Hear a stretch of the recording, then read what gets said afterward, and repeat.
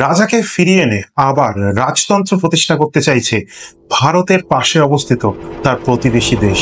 लोकतंत्र को हटाकर राजशाही वापस लाने के लिए प्रदर्शन कर रहे लोगों पर पुलिस ने लाठीचार्ज कर दिया। এভারেস্টের পাদদেশে অবস্থিত এই দেশটি হঠাৎ করে কেন এরকম চাইছে? কেনই বা সেই দেশের মানুষের কাছে মাত্র 18 বছর আগে পাওয়া গণতন্ত্র আজ একটা অভিশাপ হয়ে দাঁড়িয়েছে? The existence of this country is now fading, so a king is needed here. Without a king, a country will no longer exist. Within the next 15 years, this republic will break a country into pieces. ইতিহাসের পাতা থেকে আমরা দেখতে পাই যে পুরনো সময় প্রত্যেকটা দেশেই ছিল রাজতন্ত্র, অর্থাৎ রাজার শাসন। রাজা যা মনে করতেন তিনি তার দেশ এবং দেশের মানুষের জন্য ঠিক সেটাই করতেন, এবং সেই ক্ষেত্রে দেখা যেত যে রাজার এই একনায়কতন্ত্রের জন্য দেশের মানুষ বারবার বিভিন্ন সমস্যায় পড়ত, এবং ঠিক সেই কারণে বহু দেশ ইতিহাসের পাতা ঘাটলে দেখা যায় যে বারবার রাজতন্ত্র থেকে গণতন্ত্রের দিকে সরে এসেছে, এবং সেখানে প্রতিষ্ঠিত হয়েছে একটা ধর্মনিরপেক্ষ এবং গণতান্ত্রিক সমাজ। কিন্তু দুঃখের বিষয়, ভারতের পাশে অবস্থিত এই দেশটি কেন আবার গণতন্ত্র থেকে রাজতন্ত্রের দিকে ফেরত যেতে চাইছে সেটাই জানবো আজকের এই ভিডিওতে। নমস্কার বন্ধুরা, আপনারা দেখছেন ওয়েক আপ উইথ কেডি, আর আমি কৃষ্ণেন্দু আজকে আপনাদের জন্য নিয়ে এসেছি একটা নতুন ইনফরমেটিভ ভিডিও। তাহলে যারা যারা প্রথমবার আমাদের এই ভিডিওটা দেখছেন তাদের অবশ্যই রিকোয়েস্ট করবো এই ভিডিওটাকে পুরোটা দেখার জন্য, এবং অবশ্যই আমাদের এই ভিডিওটা ভালো লেগে থাকলে আমাদের এই চ্যানেলটাকে সাবস্ক্রাইব করার জন্য। তাহলে চলুন দেরি না করে আজকের এই ভিডিওটা শুরু করা যাক।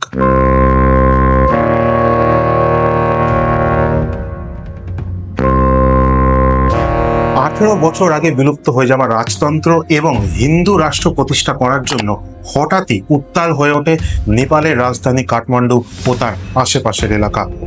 মানুষ এতটাই হিংসাত্মক হয়ে ওঠে যে তারা রাস্তার পাশে অবস্থিত দোকানপাট এবং গাড়িতে অগ্নিসংযোগ করে দেয়, এবং এরপরেই সেখানকার সরকার রাস্তায় সেনাদের নামাতে বাধ্য হয়।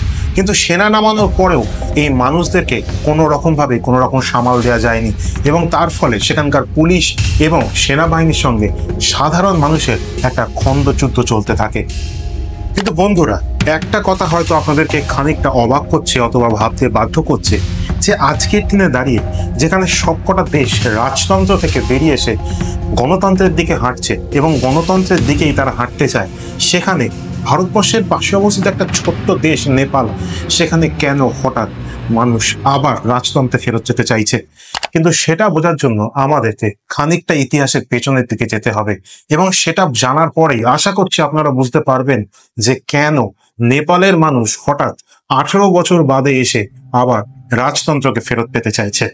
2008 সালে, অর্থাৎ আজ থেকে প্রায় 18 বছর আগে, 240 বছরের দীর্ঘ এবং পুরনো রাজতন্ত্রকে শেষ করে নেপালে প্রতিষ্ঠিত হয়েছিল গণতন্ত্র, এবং 2015 সালে সেই দেশে প্রতিষ্ঠিত হয় নতুন গণতান্ত্রিক সংবিধান, এবং তার সাথে সাথেই নেপাল হারিয়ে ফেলে সারা পৃথিবীর একমাত্র হিন্দু রাষ্ট্রের তকমা।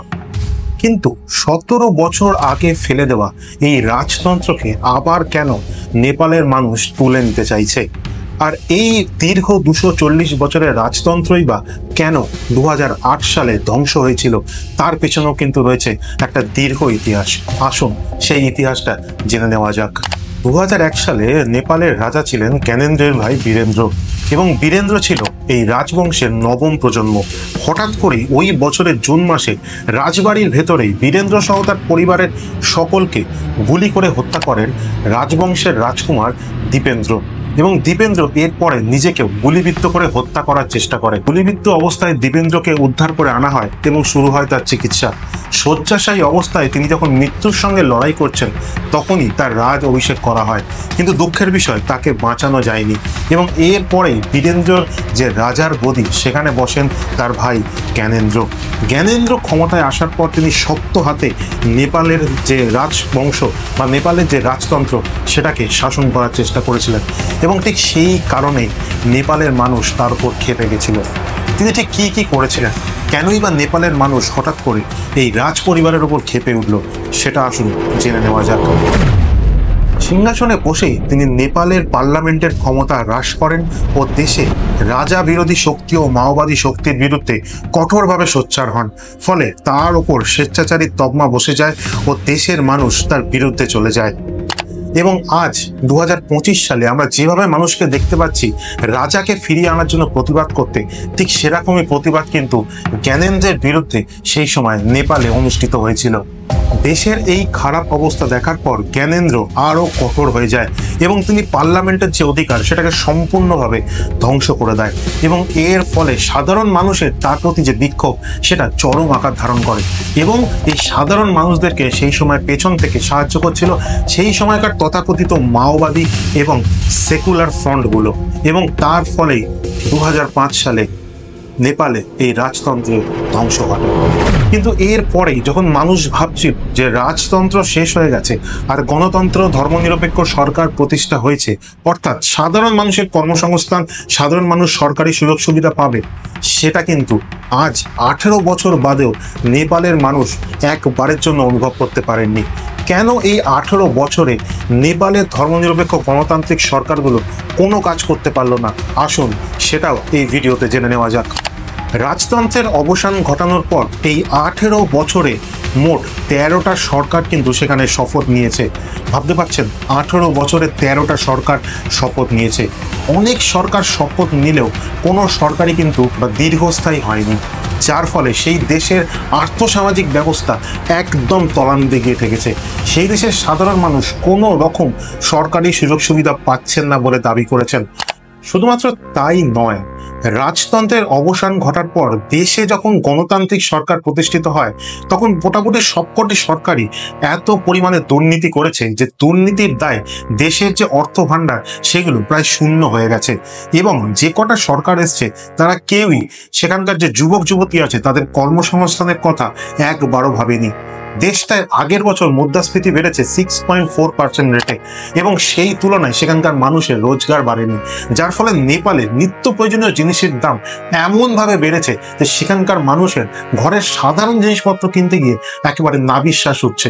এবং সেই কারণে তারা বুঝতে পেরেছে যে রাজতন্ত্রকে পেছনে ফেলে রেখে তারা গণতান্ত্রিক এবং ধর্মনিরপেক্ষ সরকার স্থাপন করেছিল, তারা কোনোভাবেই তাদের জন্য ভালো কোনো কাজই করতে পারেনি। IMF অর্থাৎ ইন্টারন্যাশনাল মনিটারি ফান্ড, যারা বিভিন্ন দেশকে বিভিন্ন কাজের জন্য অনেক সময় লোন দিয়ে থাকে। একটা কথা শুনলে চমকে উঠবেন যে এই সময় নেপালের লেটেস্ট রিপোর্ট অনুযায়ী IMF এর কাছে তাদের ঋণের পরিমাণ প্রায় $4.18 কোটি এবং তারা আরো 4 বছর সময় চেয়ে নিয়েছে এই টাকা শোধ করার জন্য। কিন্তু বিশেষজ্ঞদের একাংশের মতে নেপালের এই মুহূর্তে যে অর্থনৈতিক এবং রাজনৈতিক অবস্থা, 4 বছরেও তারা কোনোভাবে এই টাকা ফেরত দিতে পারবে না। বুঝতেই পারছেন, ওই দেশের মানুষ অর্থাৎ নেপালের মানুষ যারা রাজতন্ত্রকে সরিয়ে দিয়ে গণতন্ত্র প্রতিষ্ঠা করতে চেয়েছিল, তাদের মূল উদ্দেশ্যই হয়তো ছিল দেশের আর্থসামাজিক ব্যবস্থাকে উন্নতি করা এবং দেশে যে রোজগার ব্যবস্থা বা চাকরি সেটাকে উৎপন্ন করা। কিন্তু রাজতন্ত্র সরে গিয়ে যখন গণতন্ত্র এসছে এবং 18 বছরে 13 বার সরকার পরিবর্তন হওয়ার পরেও তার কোনো রকম উন্নতি হয়নি, তাই স্বাভাবিকভাবেই তাদের রাগ হয়েছে এই সমস্ত গণতান্ত্রিক সরকারগুলোর ওপর এবং সেই কারণেই তারা আবার চাইছে রাজতন্ত্রকে ফিরিয়ে আনতে।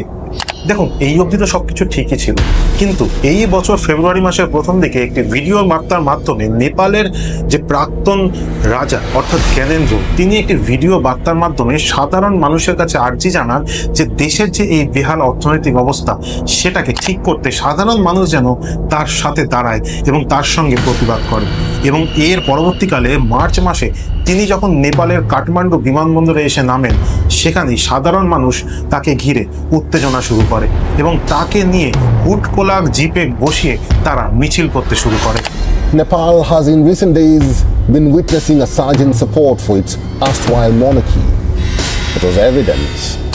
Gyanendra Shah's supporters cheered and waved Nepal's flag, chanting, "Come King, save the nation," as he greeted them at the Kathmandu airport gate.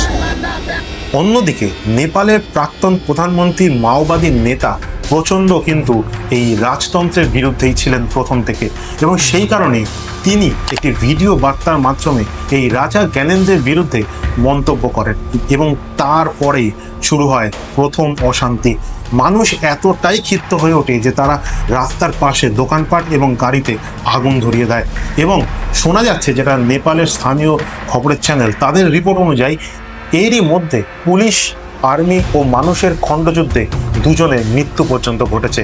এবং এর পরে দেশের যে আন্তঃসামাজিক অবস্থা বা দেশের যে সুরক্ষা ব্যবস্থা সেটা একদমই ভেঙে পড়েছে।